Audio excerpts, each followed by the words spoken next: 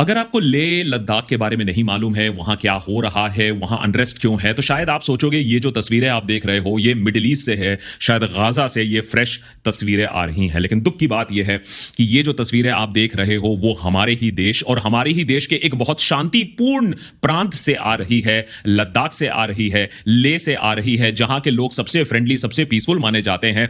आज वो भी आगजनी करने लगे हैं, वो भी इतने नाखुश हो गए हैं सेंट्रल केंद्र सरकार से कि वो ये सारी हरकतें करने लगे हैं, इलीगल एक्टिविटीज में इन्वॉल्व होने लगे हैं। ऐसा क्यों हुआ? सरकार अपनी बचत में क्या कहने की कोशिश कर रही है? क्यों सोनम वांगचुक को अब टेररिस्ट डिक्लेयर किया जा रहा है? क्यों होम मिनिस्ट्री अब कह रही है कि इस सारे वायलेंस के पीछे सोनम वांगचुक थे, जो पिछले 6 सालों से तो शांतिपूर्वक तरीके से ही प्रोटेस्ट कर रहे थे, लेकिन एक इंसिडेंट होने के बाद अब उन्हें विलेन डिक्लेयर कर दिया जा रहा है।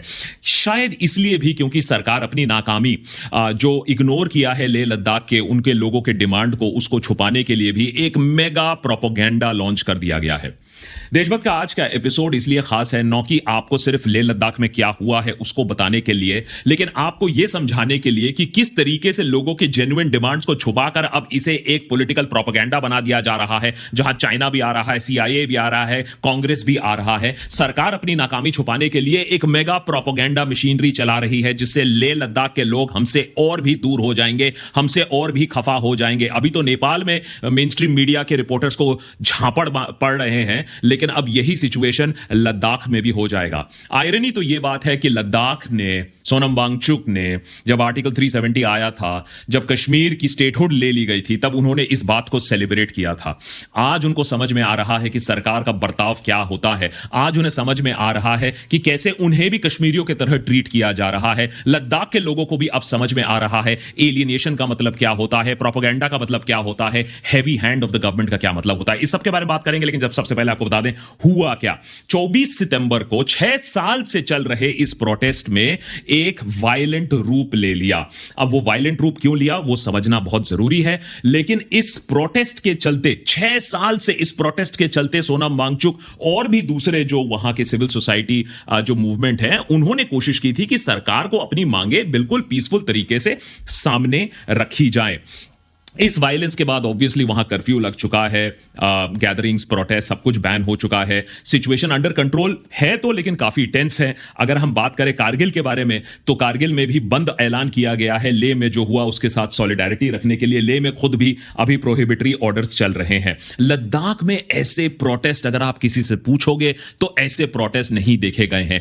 ऐसा क्या हो गया हमारे देश में? नेहरू ने ऐसी कौन सी गलती कर दी जो इतना शांतिपूर्ण जो प्रोविंस था, इतने शांतिप्रिय लोग थे। अगर आप कभी भी लद्दाख गए हो तो आप जानते हो कि हमारे देश में सबसे फ्रेंडली लोग आपको शायद लद्दाख में ही मिलेंगे। अब जो प्रोटेस्ट हो रहा था वो काफी टाइम से हो रहा था। अगर आपको नहीं मालूम है तो एक एपिसोड देख लीजिएगा जो हमने पहले बनाया था, उसका नाम ही है डेथ ऑफ प्रोटेस्ट। हमने पिछले साल बनाया था और उसमें सोनम वांगचुक ही हैं सबसे ज्यादा आगे फ्रंट लीडिंग में, और हमने यही आर्ग्यू किया था कि हमारे देश में अब शांतिपूर्ण प्रोटेस्ट का एज ही खत्म हो चुका है। किसी को फर्क नहीं पड़ता है, ना मेन स्ट्रीम मीडिया दिखाएगी, ना लोगों को घंटा फर्क पड़ेगा, सरकार तो वैसे में भी नहीं सुनेगी। अनफॉर्चुनेटली वही चीज आज सच हो गई है। जब लोगों ने नहीं सुना, मीडिया ने नहीं दिखाया, सरकार ने एकदम अनदेखा कर दिया, तो वहां लोग भड़क गए। वायलेंस का भी किसी भी सॉल्यूशन का नतीजा नहीं हो सकता है, लेकिन यह भी समझना जरूरी है कि वायलेंस हुआ क्यों, लोग आउट ऑफ पेशेंस क्यों हो गए, यह भी समझना काफी जरूरी है।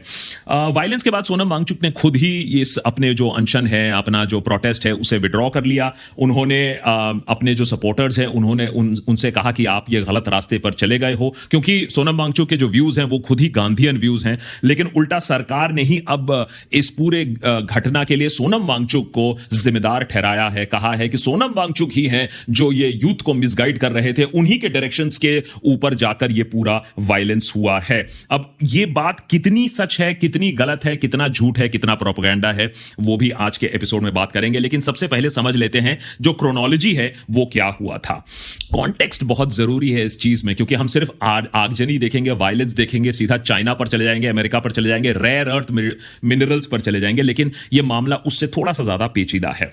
और कॉन्टेक्स्ट की अगर हम बात करें, 6 सालों से यह प्रोटेस्ट चल रहा था, लेकिन और ऑन एंड ऑफ अनशन चलता रहा, प्रोटेस्ट चलता रहा, कॉल ऑन कॉल ऑफ होना रहा कि भैया सरकार हमारी बात सुन लो। कभी मार्च हो रहा है टू दिल्ली और कभी अनशन हो रहा है। 10 सितंबर से फिर से वांगचुक बैठते हैं अपने अनशन पर। सोनम वांगचुक के कोर जो डिमांड्स हैं उसको लेकर फिर से एक बार जब अनशन शुरू होता है तो सेंटर ने पहले तो एकदम नासुनी कर दी इस बात को। 10 सितंबर की बात बता रहा हूं मैं। उसके बाद 21 सितंबर के आसपास होम मिनिस्ट्री रिस्पॉन्ड करती है, कहती है अच्छा ठीक है हम आपसे बातचीत करेंगे। लेकिन जो बातचीत के टर्म्स थे, बातचीत करने का जो ढंग था, हमें सब मालूम है कितनी हम्बल है हमारी सरकार, उससे नाखुश होकर कि हमारे जो मेन डिमांड्स हैं उसको सरकार नहीं सुनने की कोशिश कर रही है, जो टर्म्स एंड कंडीशन है उसे सरकार खुद ही सेट करने की कोशिश कर रही है, उससे हम नाखुश हैं। तो ये हंगर स्ट्राइक कंटिन्यू रहा। हंगर स्ट्राइक 23 सितंबर में जाकर एक ऐसे अहम फेज पर आ जाता है जहां 2 लोगों को हॉस्पिटलाइजेशन करने की जरूरत होती है।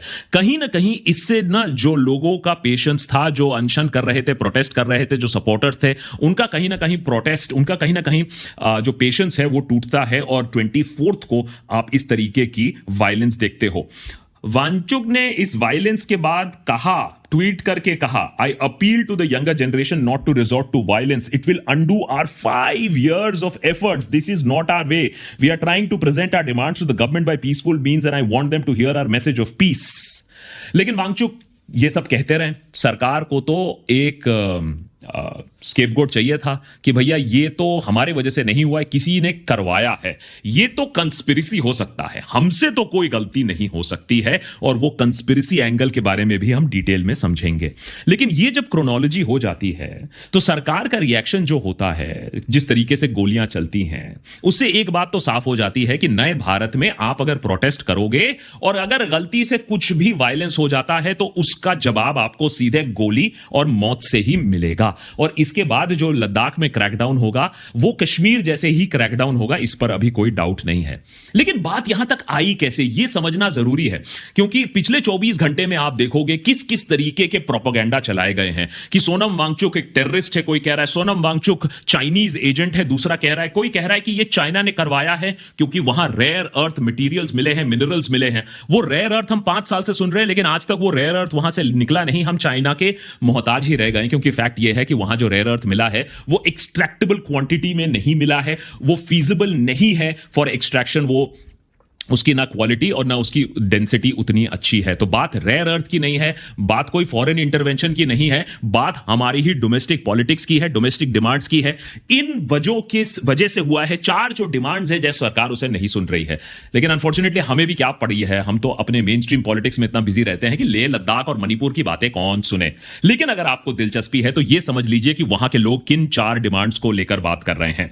सबसे पहले स्टेटहुड ऑफ लद्दाख। एक टाइम पर जब आर्टिकल 370 से उनका स्टेटहुड छिन जाता है, वो यूनियन टेरिटरी बन जाते हैं, तो उनको लगा था कि नहीं वहां खुशहाली आएगी, सेंटर उन पर फोकस करेगा। लेकिन पिछले 5-6 सालों में उनको समझ में आ गया है कि किस तरीके से उनका एक तरीके से पोपट बना है कि सरकार ने एक रत्ती भर भी कोई ऐसा मेजर डेवलपमेंट नहीं हो पाया है, सिर्फ इन्वेस्टमेंट के नाम पर बड़े पूंजीपतियों को भेजने की बात है। तो कहीं ना कहीं उनको लग रहा है कि उनकी ऑटोनॉमी, उनका जो कंट्रोल है अपनी जिंदगी के ऊपर, उनका जो वे ऑफ लाइफ है वो थ्रेटन हो जाएगा जब सरकार अपनी मनमानी दिल्ली से बैठकर लद्दाख के ऊपर करेगी, उनको यूनियन टेरिटरी बनाकर रखेगी। याद रखिए सुप्रीम कोर्ट ने सरकार को भी बोला था कि जम्मू एंड कश्मीर की स्टेटहुड अब वापस कब दे रहे हो। तो लद्दाख के लोग बोल रहे हैं हमसे क्या गलती हो गई, हमारी भी तो स्टेटहुड की मांग है, हमें भी तो अपना स्टेटहुड चाहिए। वो भी अपने एरिया, अपने रीजन से बहुत प्यार करते हैं। तो मेरे ख्याल से स्टेटहुड की मांग कोई गलत मांग नहीं है और वो एक सही चीज के लिए मांग कर रहे हैं जिससे अपने रिसोर्सेज, अपने लाइवलीहुड को वो सस्टेन कर पाए। दूसरा डिमांड, और ये बहुत क्रिटिकल है, कि उनको 6th शेड्यूल के अंदर प्रोविजन चाहिए। They want to be included in the 6th schedule of the constitution. 97% तो ट्राइबल पॉपुलेशन है, तो 6th शेड्यूल का जो एक फॉर्मूला होता है उसमें वो फिट आते हैं। इससे क्या होगा, लेजिस्लेटिव और जो फाइनेंशियल पावर्स हैं वो उनके पास आएंगी, जो अभी दिल्ली से कंट्रोल हो रहा है वो उनके पास आएंगी। ये उनका एक बहुत सेकंड और मेन डिमांड है। तीसरा है पब्लिक सर्विस कमीशन, याद रखिए कि ले काफी पढ़ा लिखा इलाका है, लेकिन अगर हम वहां की अनएम्प्लॉयमेंट, ग्रेजुएट अनएम्प्लॉयमेंट की बात करें तो 26.5% compare to the national average of 13.4% है।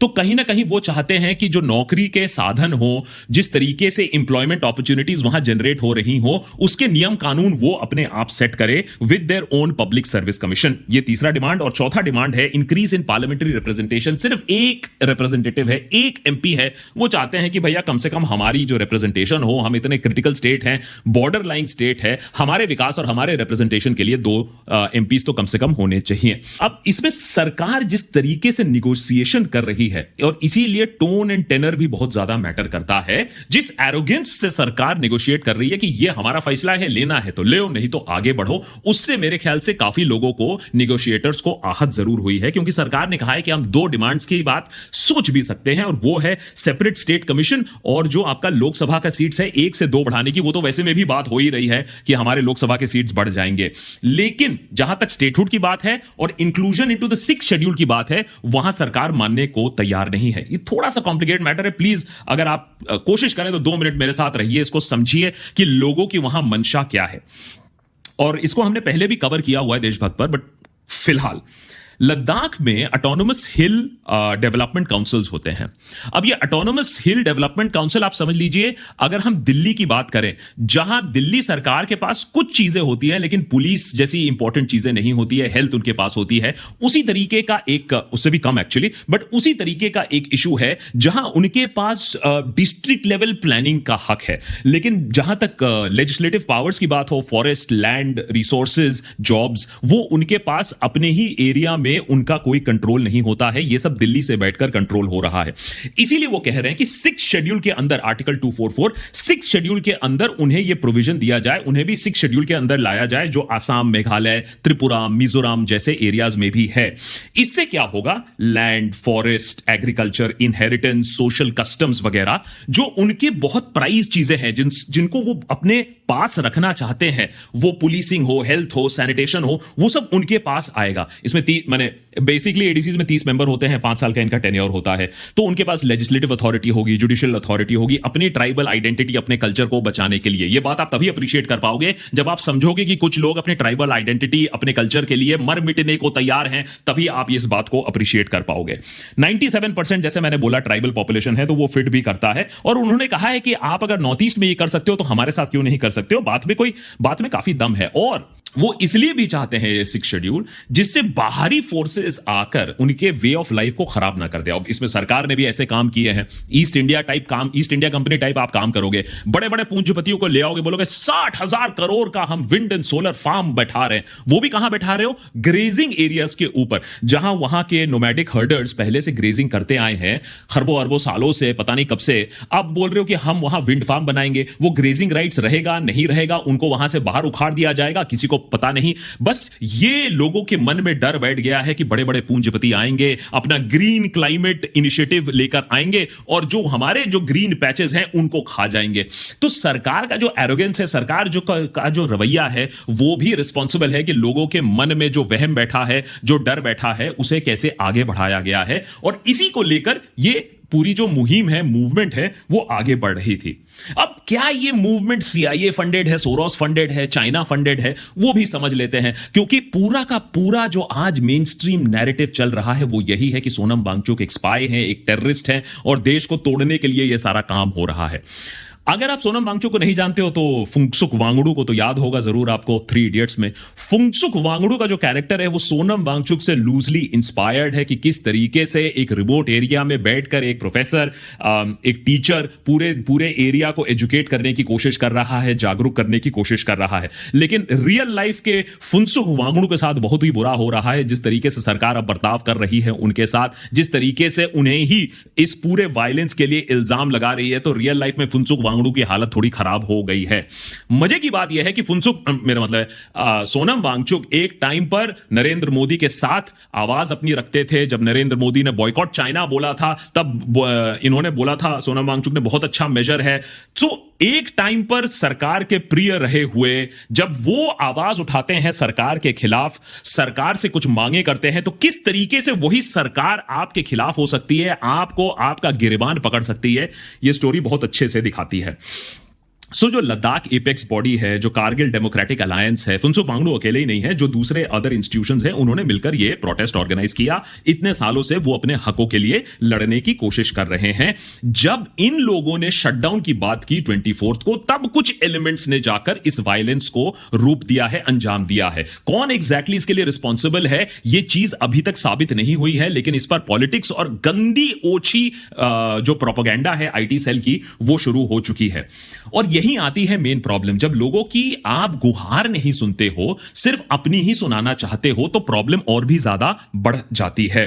पहले तो आपने उनको प्रोटेस्टर्स को इलेजिटिमेट, इलीगल बता दिया, उनको बोल दिया कि आप ही वायलेंस कर रहे हो, कि भैया देश में आप अराजकता लाने की कोशिश कर रहे हो। वैसे लद्दाख से देश में, पूरी देश में कैसे अराजकता आ गई ये पता नहीं, लेकिन गोदी मीडिया पहले ही इसमें चाइना, CIA वगैरह ले आई है।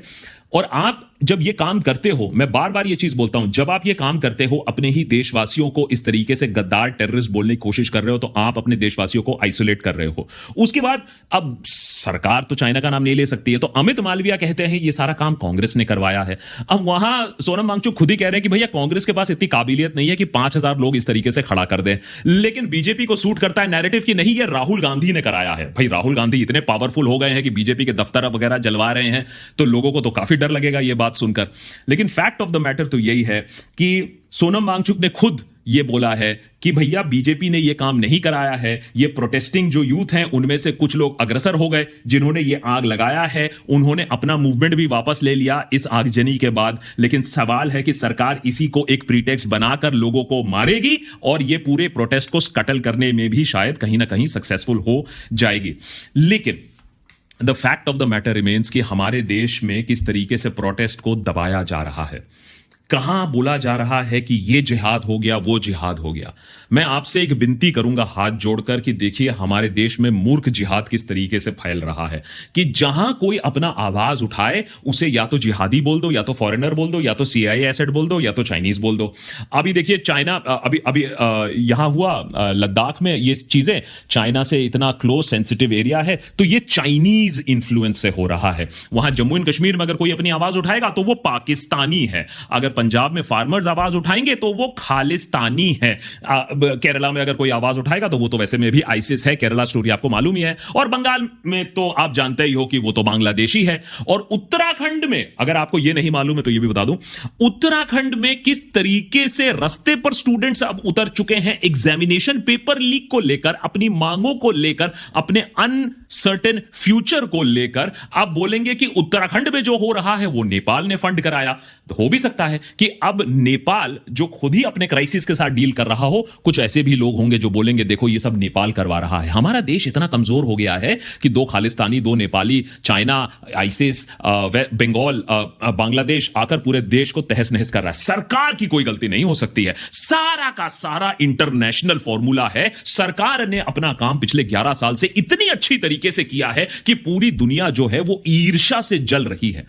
प्रॉब्लम यह है कि ये मूर्ख जिहाद में बहुत सारे मूर्ख जो हमारे देश के हैं वो इसमें शामिल भी हो जाते हैं, अपनी मुंडी भी हिलाते हैं और बोलते हैं हाँ ये बिल्कुल सही बात है, ये सब फॉरेन चीजों ने किया है। और दूसरी तरफ हमारे देश के ही लोग फॉरेन पलायन कर रहे हैं कि दूसरे देश बोल रहे भैया और इंडियंस मत भेजो, लेकिन फॉरेनर्स हमें सब तबाह कर रहे हैं। दुख की बात यह है कि जिस तरीके से हम अब ले में और ये चीजें देख रहे हैं, अगला कश्मीर शायद अब लद्दाख बनने वाला है। जिस तरीके से कश्मीरियों को ट्रीट किया जाता है, अब लद्दाखियों को भी समझ में आएगा कि किस तरीके से नफरत फैलाई जाती है हमारे सोसाइटी में, किस तरीके से एलियनेशन होता है, किस तरीके से एक टेरर कॉम्प्लेक्स बना दिया जाता है। अब लद्दाखी भी ये समझेंगे, लेकिन सरकार भी कहीं ना कहीं समझ रही है कि लोगों का जो पेशेंस है वो खत्म हो रहा है। इसीलिए अमित शाह ने देखिए क्या किया। अमित शाह ने, जो bureau of police research and development है, उन्हें बोला है कि 1947 से जाओ और पता करो जो सारे जो अनरेस्ट हुई है हमारे देश में, प्रोटेस्ट हुई है हमारे देश में, वो कैसे हुई है, किसने कराई है, कैसे फंड हुआ, उनका अंजाम क्या हुआ।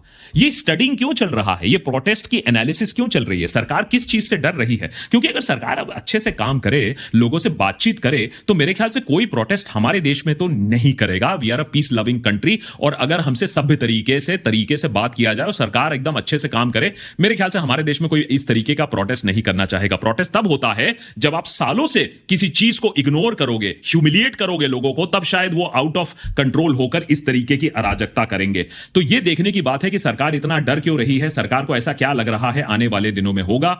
लेकिन ये तो क्लियर है कि सरकार अपनी गलती नहीं मानेगी, चाहे वो मनमोहन सिंह की गलती होगी, या तो नेहरू की गलती होगी, या तो बाबर की गलती होगी, औरंगजेब की गलती होगी, लेकिन सरकार की गलती कभी नहीं होगी। मैं बस आपसे इतना रिक्वेस्ट करूंगा कि गोदी मीडिया और आईटी सेल में ये जो झूठ, ये जो मूर्ख जिहाद फैला के रखा है कि सब बाहरी ताकतें कर रही हैं, पहले इंटरनल देखिए कि इंटरनल ताकतें क्या कर रही हैं। क्या लद्दाख में जो हुआ साजिश थी? बिल्कुल थी, लेकिन वो साजिश का जिम्मेदार कौन है, ये आपको समझने की जरूरत है। तभी आप सच्ची में अपने आप को एक देशभक्त कहला पाओगे, नहीं तो आप मूर्ख जिहाद के ही एक हिस्सा बनकर रह जाओगे और बोलोगे कि सब विदेशी ताकतें ही करवा रही हैं। वायलेंस किसी चीज का सलूशन नहीं है, लेकिन वायलेंस हुआ क्यों वो समझना काफी जरूरी है। मेरे ख्याल से अभी हम वो काम नहीं कर रहे हैं। हम भी सरकार के प्रोपेगेंडा में आकर सिर्फ ब्लेम गेम खेल रहे हैं, लेकिन जो सच्ची ब्लेम है जहां लाई करती है, जो सरकार सुनती नहीं है लोगों की, जो 6 साल से गुहार लगा रहे हैं, उन पर एकदम डेफ डम बनकर बैठी हुई है, उस सरकार को भी जवाब देना होगा कि इस तरीके से सिटीजंस को ट्रीट नहीं किया जा सकता है।